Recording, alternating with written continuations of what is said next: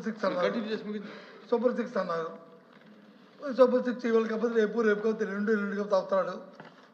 5 సంవత్సరాలు టైం ఉంది కాబట్టి 5 సంవత్సరాలు చేస్తామంటే అయిపోయింది. ముఖ్యమంత్రి గారు సూపర్ 6 సూపర్ హిట్. సూపర్ 6 ఏంటి, సూపర్ హిట్ ఏంటి? ఎక్కడ ఈ పుస్తకంలో మిగతా 3 సూపర్ 6 సంవత్సరాలు ఎక్కడున్నాయి? ఈ పుస్తకంలో ఎక్కడ తుమ్మడి శిక్ష నిరుద్యోగ వృత్తి ఎక్కడ ఉంది? 50 సంవత్సరాలు మైలుకి వచ్చి ఇస్తున్నా అది ఎక్కడ ఉంది?